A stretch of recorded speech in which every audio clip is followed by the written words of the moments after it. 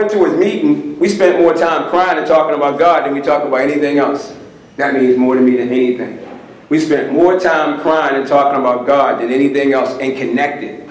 And he believed and he understood without being a martial artist, talking about the warrior's mindset and all these things we can do together. And I'm thinking it ain't going to pan out. And then one day we had a warrior's mindset at our school. Y'all remember this guy just walked in from nowhere?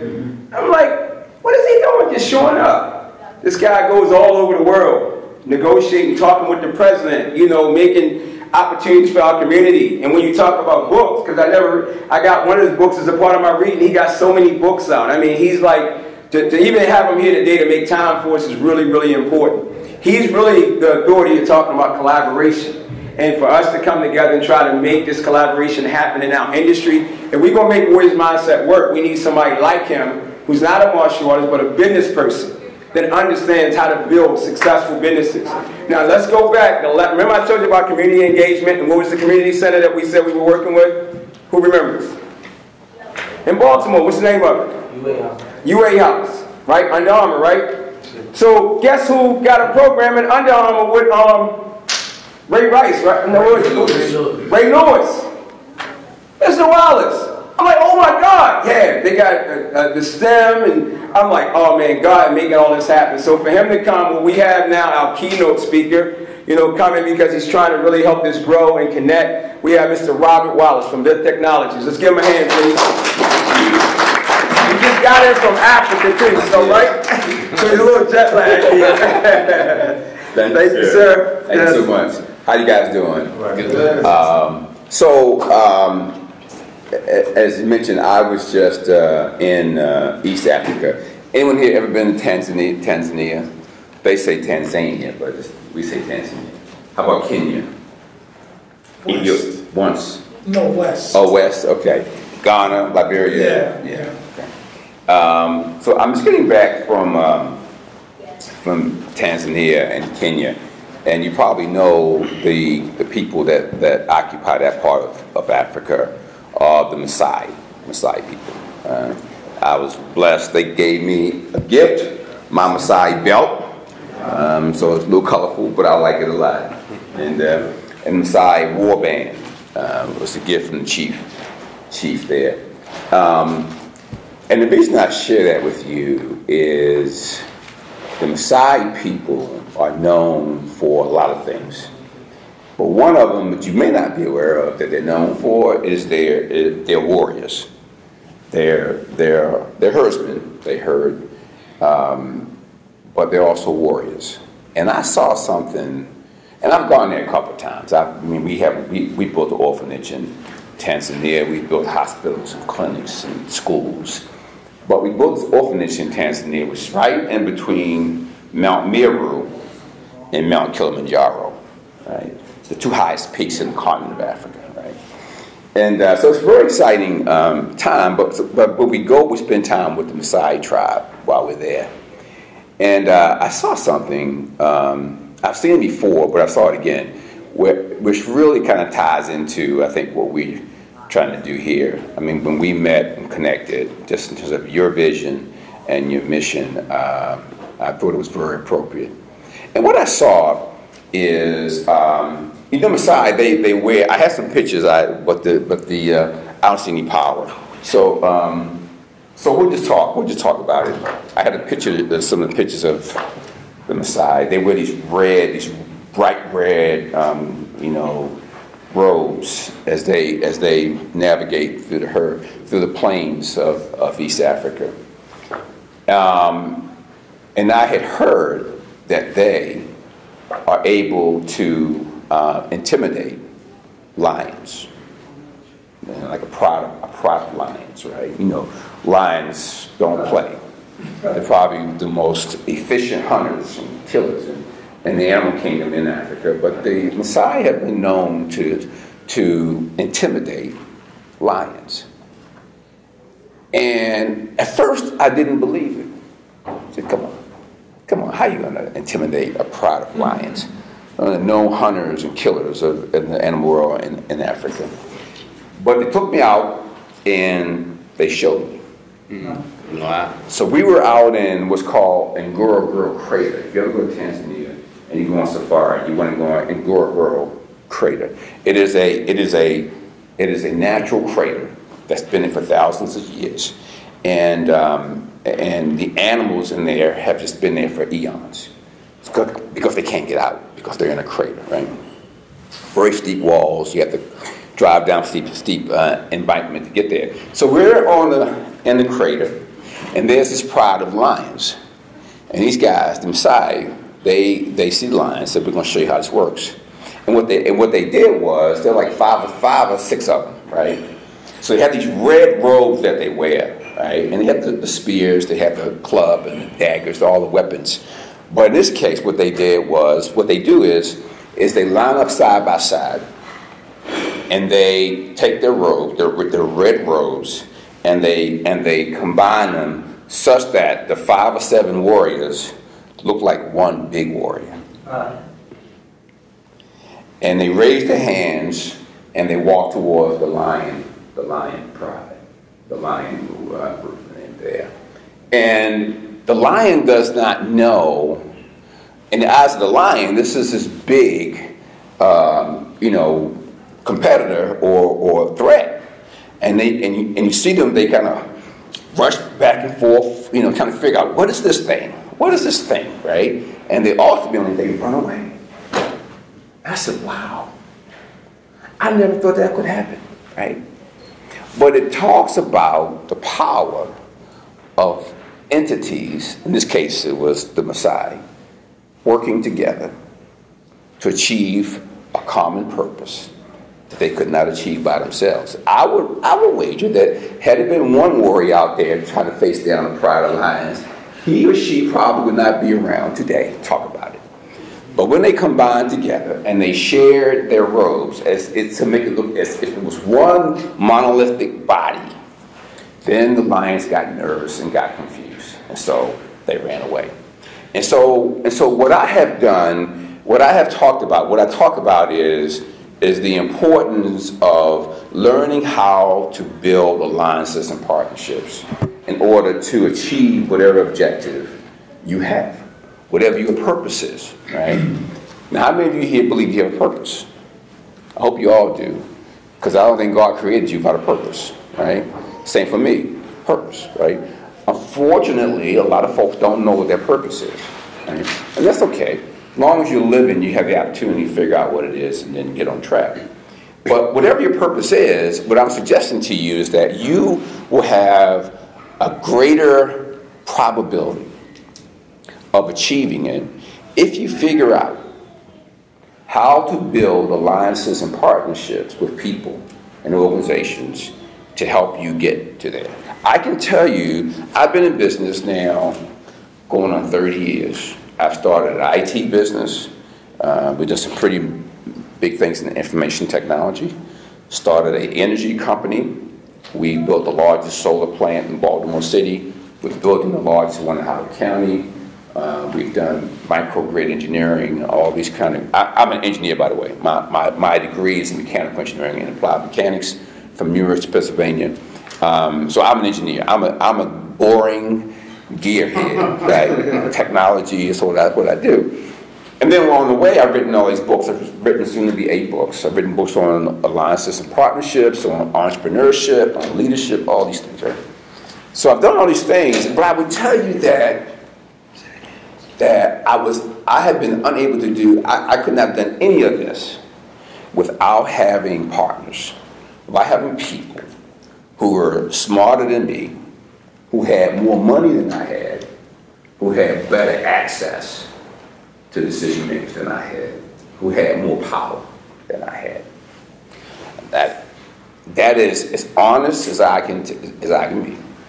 Yeah, I get all the accolades and all that, but I tell you something. So they voted me into the Business Hall of Fame, which I still don't think I deserve, but they did. So but we went there, and I insisted that my wife come up with me. Right? Been married now almost 40 years, 5 kids, 7 grandkids. As a matter of fact, I took my 2 grandkids with me to my trip on this trip to Africa. So now we have 3 generations of Wallaces in Africa, right? And so I insisted that she come up with me to receive the award. And they go, whoa, no, we just want you. No, if she doesn't come, I ain't coming. Wow. I ain't going up. So they agreed. She came up and she stood beside me. And I told them, I said, I've been blessed. I get all the, my name is what shows up in lights.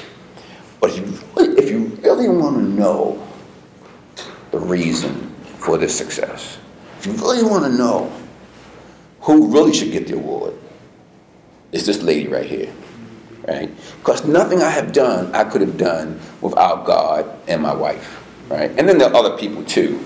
But in terms of close proximity, God, my wife. Right? So what I'm saying to you, beloved, is I don't care what you're trying to achieve in life. The key is, how do you do that through alliances and partnerships? And so I've written a book about it, and I have a 12-step model that I've taught. I've taught it in Africa.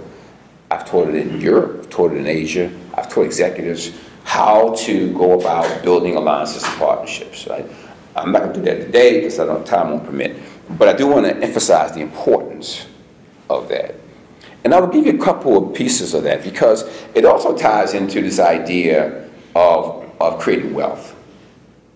Because, and creating wealth is not a negative thing. Can I get an amen to that? Amen. Amen. It's amazing, especially when I talk to spiritual people. When I talk about wealth creation, they get real nervous. The room gets really quiet.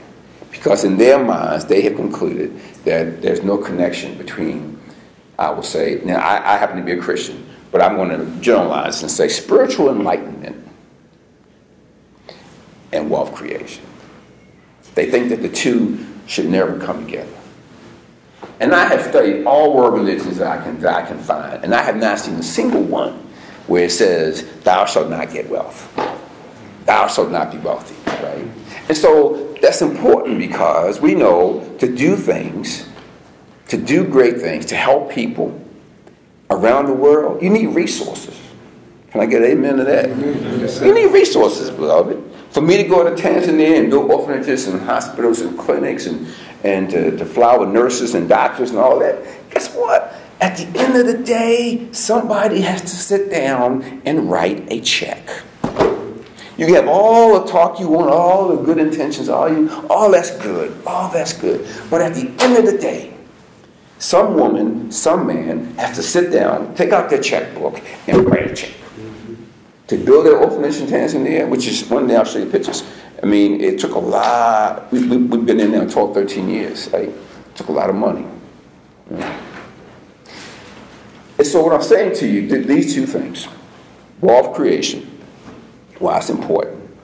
Now, how do you do it? You do it through figuring out how to build partnerships and alliances with people and entities that share your mission, that share your vision, and that share your common purpose. Right? Folks, I'm telling you, if you figure out if you master those two things, talk about the warrior mindset, if you master those two things, there's nothing on this planet you will not be able to do. I am a witness. Everything I've ever done, I've told bands, everything I've ever done, they told me I couldn't do. We're both from Baltimore. I'm from the projects in Cherry Hill, South Baltimore. My mother was a recovering alcoholic, 8 boys, 2 or 3 kids to a bed, rats, roaches, y'all know the story, right? Everything I've ever done, they've always told me I couldn't do. When they told me I couldn't be an engineer, they said, you're not smart enough. They told me I couldn't get into an Ivy League university. You're not good enough. Told me I couldn't start a business. You've never done that before. Nobody in your family has been an entrepreneur. Told me I couldn't write a book. I couldn't be an author. Well, that doesn't fit your background. You're an engineer. Everything they told me I couldn't do, I've done by God's grace. People have helped me. Wealth creation. Because there's a whole saying in the Bible that love covers the multitude of sins, which is true. But I would also add to that wealth covers a multitude of sins too. Because you can do a lot of things, a lot of good, if you have the right mindset, the warrior mindset. And so I'm here just to share with you those two perspectives. Now, I've learned that the best way to create wealth is through entrepreneurship. The fastest way to do it. And you guys know this. It's second nature to you. You know that. You look at the people in our society who are wealthy. They tend to be businesswomen and businessmen. You can go down the list. I was just with an event in Baltimore yesterday, Wednesday, with Warren Buffett. You know who he is, right? Yes, sir. Okay. Michael Bloomberg, you know who he is, right? And Blankfein, Blankfein's president of Goldman Sachs Bank of Wall Street. 3 of the richest men in the world. And we sitting there talking about what I'm talking to you about. Now, I'm the little baby in the room, because these guys, I'm nowhere near where these guys are, right? But just being able to break bread with them and to talk to them, right, about why this is so important. And so you look at the wealth in our society around the world, it is businesswomen and businessmen who are entrepreneurs. And so you and I have the same potential to be a Warren Buffett or Michael Bloomberg, right? Because there's something in you that God gave you. There's an idea, there's a solution to a problem, there is a different mindset that you've been given. That is your seed and my seed to do great things, to build wealth. But the purpose of the wealth is to do good. And this notion that business people are bad and greedy and evil, do you guys buy that? I mean, some of them are. Okay. But you have poor folks who are greedy and evil too. So would you rather be rich and greedy? No, I'm just kidding.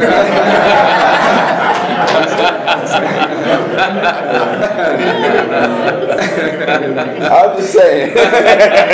I'm just saying, right? So the idea is this. So if you accept my premise that entrepreneurship is the key to accelerate wealth creation. I mean, what you guys are doing, and with this warrior mindset and martial arts and the convergence of those things around enhancing communities and building a base that people can be the best they can be, that has value. That has value. And that can be monetized. So when we met the first time, that's what I saw. I said, yeah, I see this. I see it. Although I'm an engineer, I've done little boxing. My father was a boxer. My dad was a sparring partner for Joe Lewis. You guys are too young about Joe Lewis, but called the Brown Bomber. But Daddy was a sparring partner. So I come from a family of boxers, and so I understand that dynamic, right?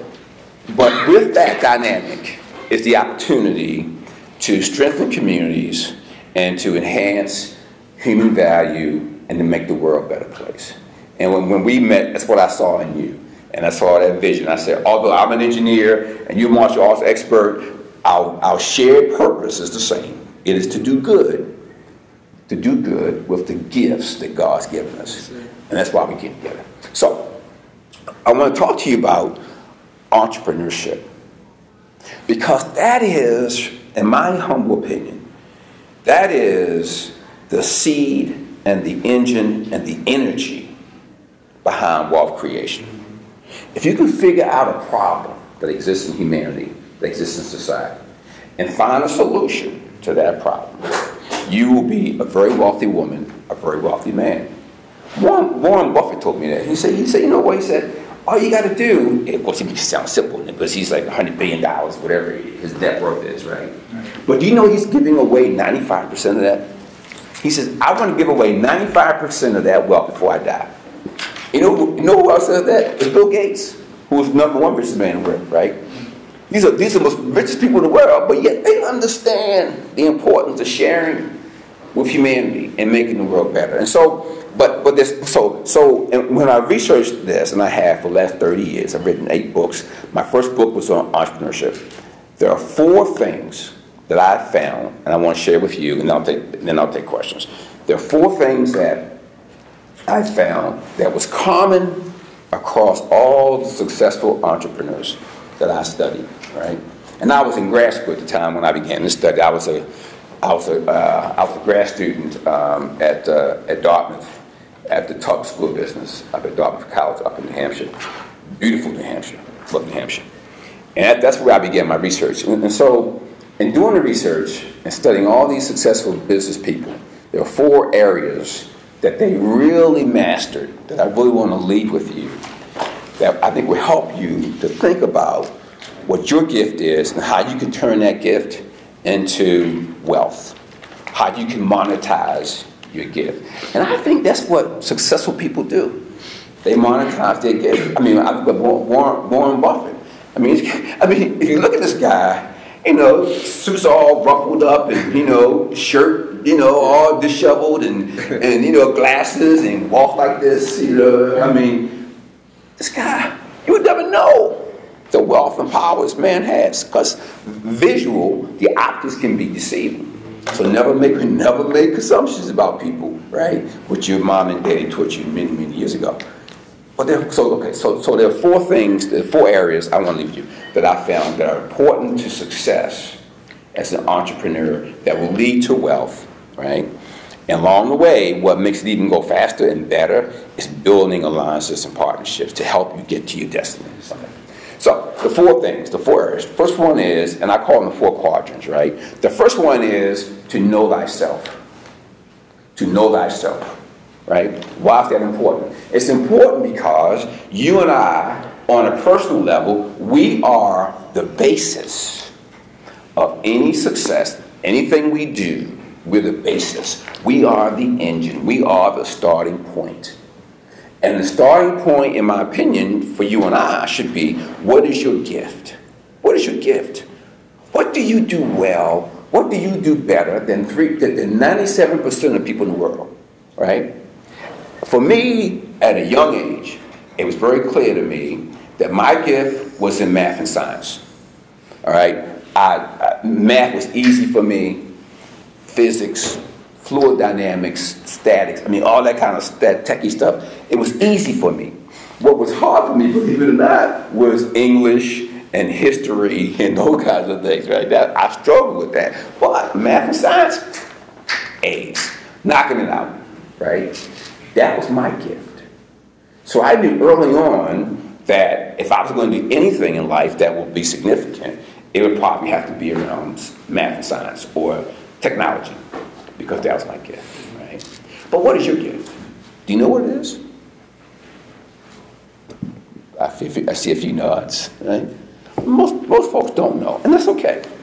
But here's the way to look at it, to look for it. That is, what do people tell you that you do really well, and they tell you that consistently? That's one side, right? What do they tell you you do well? Man, you did a great job. You did a great job on event planning. You're a great marketeer. Boy, you're great with money. Okay? It's a good sign. The second sign you look for is, what do you enjoy doing the most? What do you enjoy? I told you my story. Math and science. I like math. I like physics. I can, you know, if you take me to a library, I'll get lost for days, right? Because I'm like, you know, that kind of guy. That's my strength. That's my gift, right? So what do you enjoy? What do they tell you you're good at, and what do you enjoy? You put those 2 together, you're probably getting very close to what your gift is. I'm suggesting that once you determine that, then your business idea or your business effort should be centered around that gift. It doesn't have to be exactly that gift. If it can be in the neighborhood of that gift, you're going to get close. You're going to be close to where you need to be. So now when I look at deals, business deals, I would tell you 9 out of 10 of the deals I do or are serious about tend to be around technology plays, right? Every now and then I venture out of that circle. But for the most part, 9 out of 10 times, because that's my sweet spot. That's what I do well. That's what I know. That's what I'm good at, right? So I tend to stay there, right? So know thyself. Now, in knowing thyself, there are 3 pieces you got to consider. And you all know this. Your mom and dad taught you this, right? There are 3 pieces you got to consider always. And if you miss one of these, you're going to be off track, right? One of them is intellectual self. There are 3 selves. Intellectual self, right? That is this brain God gave you, right? It is how you make that best. How do you make that better each day? How much time do you know how much time most of our young people spend in front of TV and media? They did a study on this. It was scary. It was scary. What would you guess? They spend how many hours a day on average? The average American child spends in front of media. I'm talking about TV, internet, Snapchat, Twitter, YouTube, Facebook, How many hours a day would you guess? 7, 8. 14. 14 hours a day. Wow. Think about it. How many of you have teenage kids? I had teenage kids, but they're all grown now. But my goodness, do you know if they're always on their phone? Even when you're in the car, they're texting, and it is incredible. So my point is, how much time do you spend improving yourself? That's what I tell young people. How much time do you spend? You know how many books Warren Buffett reads? How many new books he reads or tries to read a month? Probably 4 or 5. I mean, he's constantly reading. Here's a man who's, is he 3 or 4, richest man in the world, whatever he is, right? Here's a man who's made his money. Well, yeah, he's like, I'm reading new books because I'm constantly working on this. And I'm the same way. I try to read 2 or 3 books a month, right? Because I have this thirst for knowledge. This thirst for knowledge, this passion for knowledge, right? So, okay. So that's intellectual self. Then there's physical self.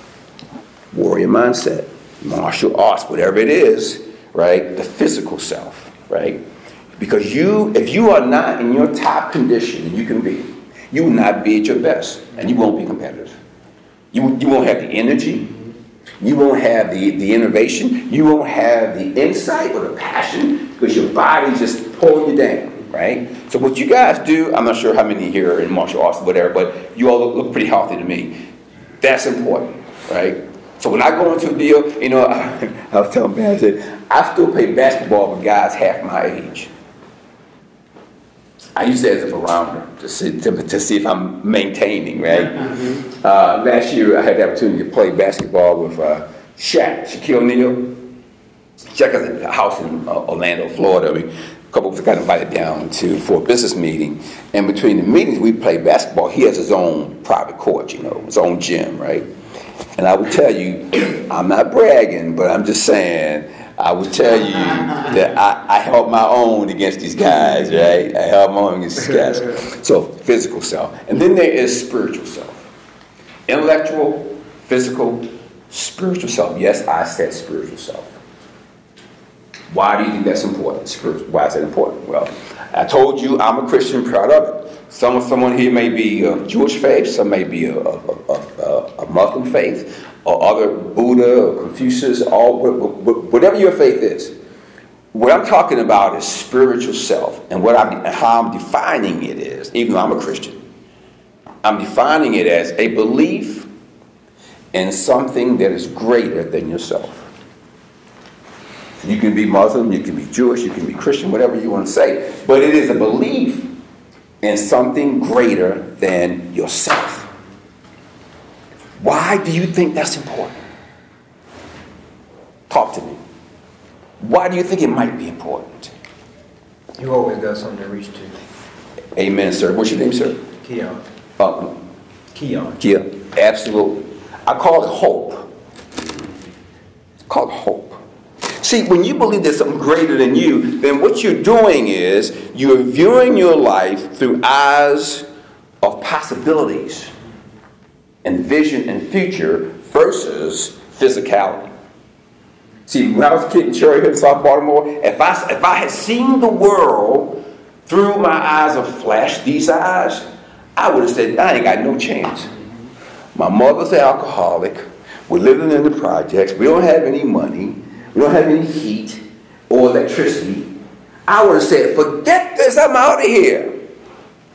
But when we have the proper dosage of spiritual self and belief that there's something greater than us that exists, then you say, okay, I may be poor today. Mama might be an alcoholic at this moment, but it doesn't have to remain this way. Hope. That's the power of spiritual self. And that's why it's in my book. I talk about that, and even from a business standpoint, believing in it. So when I go into a deal to compete, whatever it is, whether it's IT, energy, meat, whatever it is, guess what? I expect to win. I expect to win. I don't go expecting to lose. I expect to win. Why? Because of who I am. and who I belong to and my belief system. I expect to win. Now, I don't always win. I lose more than I like to lose, okay? But it's a mindset. It's a mindset. What will you choose? Okay. So that is knowing thyself. That's first phase. Second phase is know thy plan. Know thy plan. Know thy plan. And my friends, a plan simply is a bridge, as I look at it, as I say in the book. It's a bridge. A plan is a bridge for you and I that will bridge the present with the future.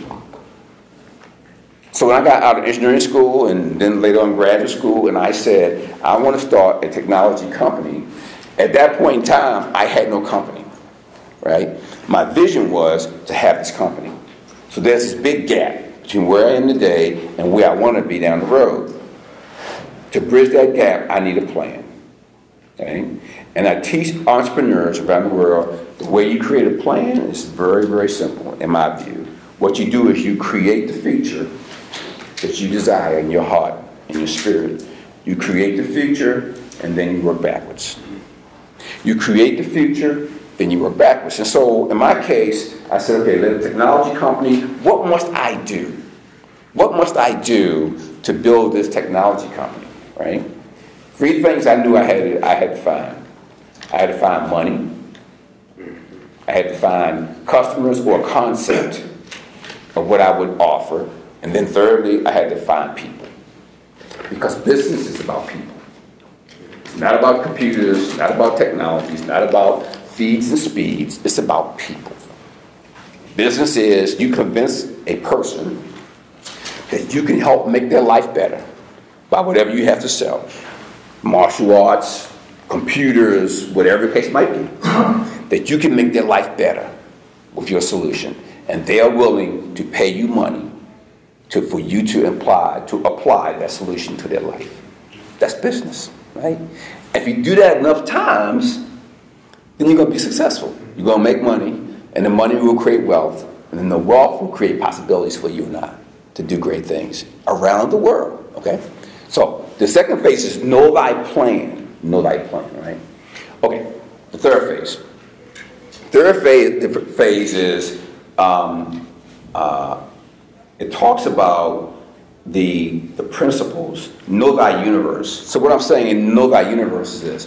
So what I've learned in business and life is that there are rules and guidelines for everything. There are rules of success. There are guidelines to success. If you're in certain industries, there are rules in that industry. There are guidelines in that industry that shape the winners and losers in that industry.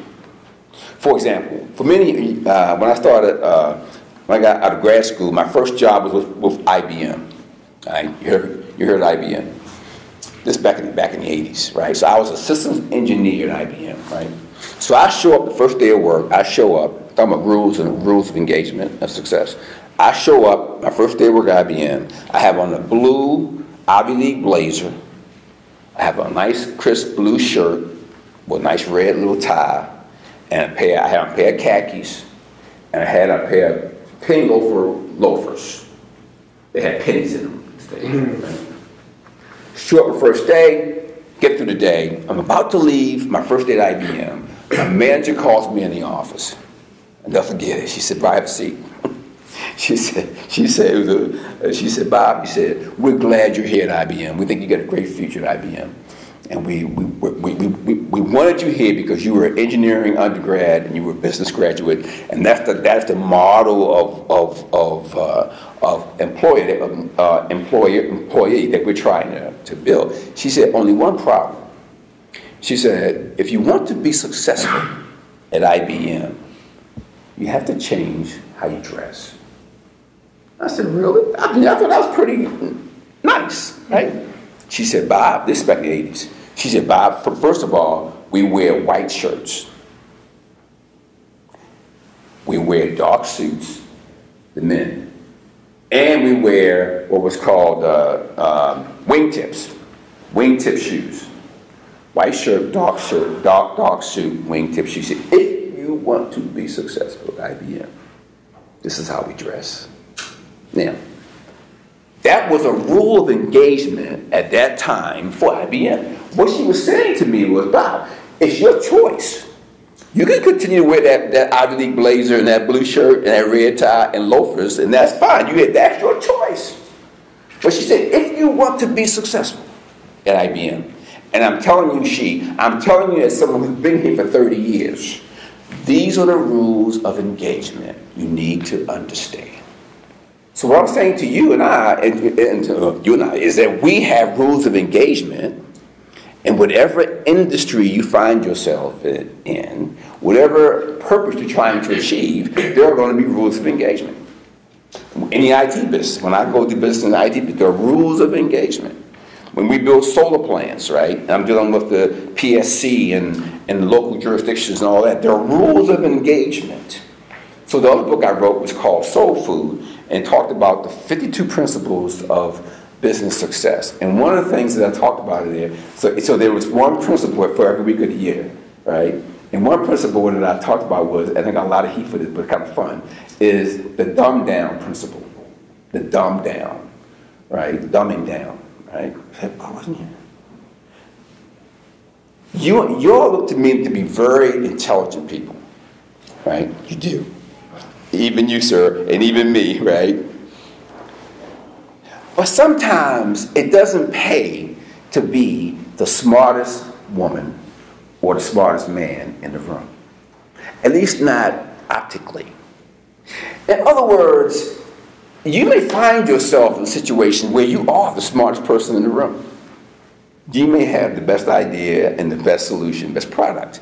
But wisdom says you got to know when to let that light shine and when to throttle it back. I will tell you, in my years in business, there have been clients that I knew from my instinct that if I came on too strong with my intelligence, it would scare them away, and I wouldn't win the deal. So what you got to do, you got to throttle back that brilliance, right, and make the customer feel that he or she is in charge, and that he or she, that the solution is his or hers, even though the solution might be yours, right?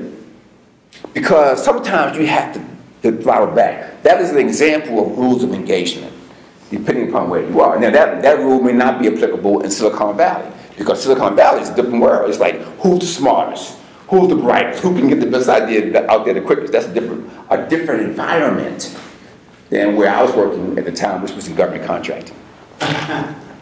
So I had to know when to let my brilliance shine and when to throttle it back. That is the rule of engagement. Okay, that's the third phase. The fourth and last phase is know thy resources and make them thy own.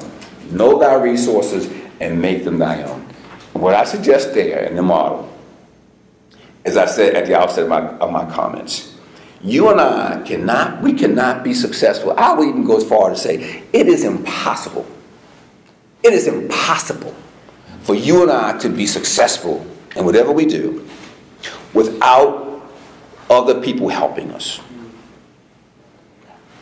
Beloved, I have never met a woman or a man of success who told me that they didn't have anybody who helped them along their way, along the journey. Not a single one. Not a single woman, not a single man, right? They all have confessed there were people along the way who helped them. And so I'm telling you, I believe strongly that that's going to be key. But the question is, how do you get people to help you? How do you get people to help you? I can tell you, probably like many of you, I get a zillion phone calls a day from people all over the world who want to help, or they want to do a deal, or they want to, okay. How do you get help? How do you guys get help? Do you need help? Anybody here ever need help? I put two hands up, right? How do you go about that? What are the three things you need to do, that we need to do, which I still do today? I still have mentors. Yes, sir, please. One mentor and then ask. Okay, and before they ask, and that's right, sir, you got to ask. Absolutely, sir. Before they ask, it's the H word. You have to understand that you need help. And that's exactly right. And what's the word I'm looking for? You got to humble yourself. Yes, sir. Humility, right? You have to, as you said, sir, you have to admit, I need help. One of the hardest things I had to get over, because us guys, we had something called ego. I mean, ladies do too, but they manage it better than we do, guys. The male ego, I can do it by myself. I don't need me. That's why men do not like taking directions on driving directions from their wife. I know where I'm going, honey. You don't need to tell me what to do, and they get lost. We get lost, right? And she said, "I told you so. I told you so." We as men have that ego problem, and so humility, recognizing, man, I need help. I can tell you, my friends, God knows, boy, I've gotten really good over the years at being able to humble myself and say, I need help. Will somebody help me? I remember a couple years ago, I think I may have told you this story a bit. We had just lost a major contract. And unfortunately, in this case, I made many mistakes in business, so I could write a library of books on my mistakes, right? But one of them was that I allowed this one customer to become too much of my revenue. They were more than half of our revenue, right? And I wasn't thinking. I was a little arrogant, and a lot of arrogant, and lost the contract. And was that close to going out of business, right? Because that was such a big part of our business stream, right? And I can tell you, and I'm not ashamed to tell you this, that was a low period where, you ever had moments in your life where every day you cry? Y'all don't do that. Y'all don't know about that. Keep on living. Just keep on living. You'll find out. Just keep on living, and you'll find out. Tears of weeping. Where at the end of the day, after my staff left, I didn't know what to do. I was trying. You've been at a point in your life where everything you're trying is not working. Yeah. That's a bad place to be. That's a tough place to be. I mean, everything, all my education in engineering and grad school and all my experience at IBM and DuPont, Procter & Gamble, I was trying everything I could think of to right this ship. Man, and it was not working. And I'm now looking into the abyss of failure.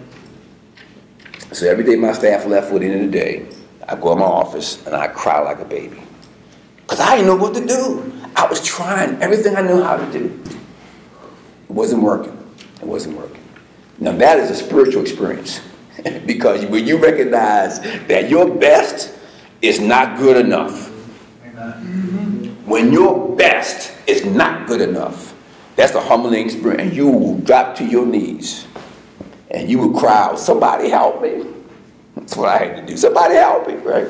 So I was able, by God's grace, to continue fighting and staying in the race. We were able to turn the ship around. Took some time. Took some humble pie, right? But we were able to turn around and right the ship. I'm just saying to you, humility, sir, as you said, first step. Second step is ask. You'd be amazed at how many people will help you if you only ask. But we're afraid to ask, right? We're afraid to ask. And then the third piece to making it work is, of knowing our resources and making them your own, is when you ask and the person you're asking gives it to you, do what they say do. It's amazing to the people that come ask for help. And you tell them what to do, and they just go off and do something totally different. Guess what? Those people should never come back to me again because you wasted my time. If I've taken time to get to know you and to give you the benefit of whatever I know, knowledge I may have, and I tell you what to do, and you don't do it, you're not serious. You're wasting my time. Go talk to somebody else. Don't come talk to me, right? Those three things. Because what I'm saying to you is that we need help. All of us need help to achieve our mission, to achieve our purpose. And the way we do that is if you ask people. I will tell you, so we, in my company, we were in IT. We pivoted into energy about 10 years ago, right? Now, we hadn't built any solar plants at that time, no wind plants, no battery storage, microgrid, no energy information system. We'd done none of that 10 years ago. Okay? But we pivoted from information technology services to energy services. You know how we made that pivot? By asking for help. By asking. Now, we were clear on the future we wanted. Remember, create the future, work backwards. Well, I was clear on what the vision was, but I didn't have experience building a solar plant. So what I had to do was to ask for help. And I had to partner with entities that could build pieces of that so that when we came together as a unit, we could build these big solar plants. And we were able to go from 0 panels, solar panels, right, to over 500,000 installed last year, right, through partnering, alliances, and asking for help. So friends, I'm telling you, the model works. It really does work if you execute it, right? And I have the research to show you that it does. Some people listen, some don't, and that's okay. That's how life is. Some of us will listen and take it. Some of us will just go one end, go out the, come out the other. That's fine.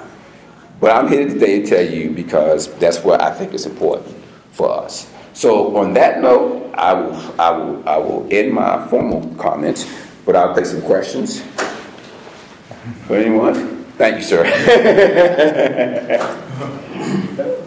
Yes, sir, please. Question. When you were talking about Know Thy Universe, yes, and you broke down the rules of engagement. Yes, sir. I have a question. How do you gauge the rules? Certain people come. I'm a graphic artist. Okay. Certain people, and you mentioned the analogy with the at IBM. Yes, sir. There are situations that I find myself in where you will take that advice, where you'll wear the suit, or you'll wear, or you'll put on the white shirt, and certain people are out to get you. Yes, sir. Yeah, they're going to set you up. Yes, so sir. It's like, yes, sir. In that scenario, like this is a hypothetical. If you're at IBM and suddenly they go, okay, well, now you've conformed with everybody else, and you sit around and you're with your watch waiting for something to happen and nothing happens. How do you gauge that situation? That's a great question, and it's a very honest question. It's a couple things. What I try to do whenever I go into a new environment, sir, whether it's a new market, a new industry, a new customer, whatever it is, the first thing I do is I try to identify the people that have been successful in that environment, right? Because success leaves a trail. It leaves a trail. It's not hidden. It's not secret. It's like if you follow it, it will leave a trail to show you. So I try to look at who's been successful in that industry. And then the second thing I try to do is to build a relationship with that person or that company. So I give you an example. So we're trying to really grow faster now in the solar world because the tax credits are going to drop in a couple of years. So we're trying to get as much deals done as we can in the next 4 or 5 years. And so our strategy is, who is the most successful solar developer in the world? Not just U.S., in the world, right? I want to know who he or she is. So identify who they are, and we're doing that now. And then we build a relationship with them and say, hey, look, we can work together to build out this solar industry globally.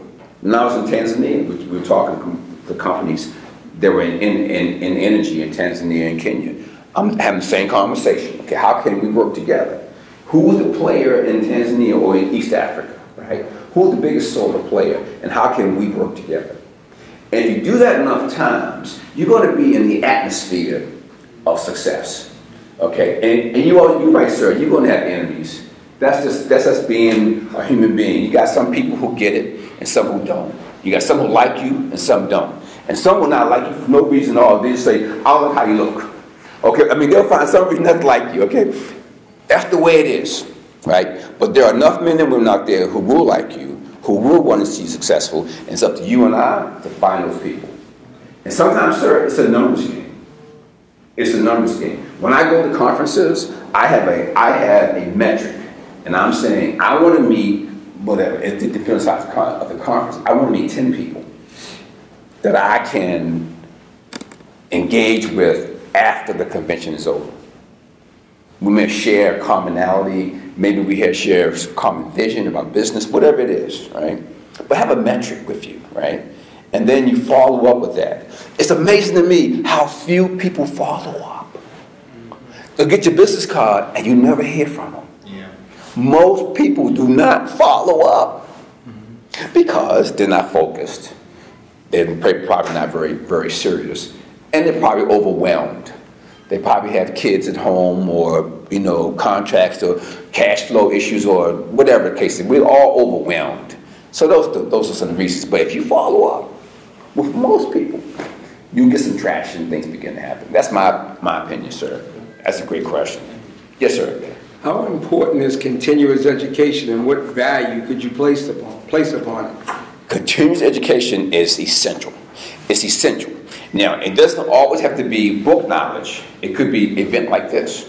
It could be, as you and I do, talking on you know, every now and then we talk, hey, Bob, what do you think about this? What do you think about that, right? Just sharing a brain power. Why is that important? Because the world we live in, it is an innovation and knowledge-based economy. It is based upon what you know and how well you know it and how well you can apply it. So that's why I say my goal is to read 2 or 3 new books every month. And I have a book list that I go through, and I say because I want to know what's happening in the world. I want to know what the best minds are thinking about, right? And that's where opportunity comes from. So it's critical. It's critical because human knowledge and human experience has no limit. Has no limit. You guys know we only use a very small fraction of our brain. You guys know that already, right? Imagine if you could double that usage. Let's say it's 2%. Okay, whatever it is. If you could make it 4%, you'd be way ahead of the rest of the world. Imagine that. So I think that's going to be critical, man. Critical. Yes, sir, please. You touched on the follow-up piece. Yes, sir. And say if you've done, you know, all the rules of engagement, your follow-up piece, and you still haven't connected with those people, what is the next alternative? And when I say that, you know, get the business card. You think you have a connection. Right. You call, you know, phone is dead. Right. You know, or the communication is dead Right. at that point after the person said they're going to help you. Right. What's your next? I understand. Yes, sir. Yes, sir. I get it because I go through that too, right? So a couple of things. You have to have. It's a numbers game, first of all. So it can't just be one. So whatever it is you're trying to achieve, you gotta have a number of possibilities to work with. Okay. Now you will find some people who just okay. You'll find some people who will not respond, who will not follow through on their end. So say you call me, right? I may not call you back right away, right? Or you email me. I may not email you right away. Now, it doesn't mean necessarily that I'm a bad guy or that I'm not a man of my word. It may mean that I'm into something right now that's occupying me and I don't have the mind share or the bandwidth to deal with it at that time. So you want to put yourself in the shoes of the other person. Don't assume because you hear back from them the first time, whatever, that they're not interested. They could be into, they could have had death in the family. They could have had sickness. You know what I mean? And you never, so don't assume the worst. Assume the best. Say, okay, well maybe Bob is facing something now. Maybe it's not a good time. I'll give him a few weeks and I'll call him like we did. We just kind of go back and forth and, you know, we have a chemistry. So I know the intentions are good. I trust the intentions. We trust each other's intentions. So that keeps it going. If I get to a point where I don't trust your intentions, then I cut it off. So the idea would be to have a list of possibilities. Don't assume because the response has been slow, there's no interest. It could be. Now, you may get to a point where you say, you know what, this is not working out. You move on to the next. You move on to the next person or next situation, right? But what I can tell you with great confidence, there's somebody out there in this world that whose purpose is to help you. I can tell you that from my experience. There's somebody out there, and a lot of times they will come to you serendipitously. So you won't plan it. You won't. It just kind of. When I was at IBM, we called those bluebirds. We called them bluebirds. What were they? They were opportunities that we didn't create, we didn't see, we didn't know about. It just one day just showed up as a bluebird, right? And became a major opportunity. I can tell you my personal experience, many of my opportunities have been bluebirds. Now, I was prepared for the bluebird, right? So it could be a contract, it could be a chance meeting, an encounter, but so I was qualified and prepared to take advantage of it, right? That's important. But I can tell you I didn't plan it, I didn't foresee it, I didn't predict it. You know, it just, by God's grace, it just, boom, bluebird, right? Look, my friends, look for bluebirds. They're out there. Whatever you do, right? There's a bluebird with your name on it, right? Whatever you're trying to achieve, right? It could be a banker, it could be an investor, it could be a customer, whatever the case might be. It's a bluebird and it has your name on it. Look for it. Don't assume it doesn't exist because it does, right? I'm a witness to that. Good question, sir. Because it can get frustrating. It can be discouraging. I know. I know. How many of you here ever gone for a bank loan and for business or whatever, right? I remember it took me probably 10 banks when I first started out to get a bank loan. 10 banks. And I had good credit. It wasn't like I had bad credit. I mean, I didn't have much collateral. I didn't have much assets at the time. But I was a good guy. Took 10 banks before I got one to say yes. So it wasn't the other 9 were bad banks, they were bad people. It wasn't the right time.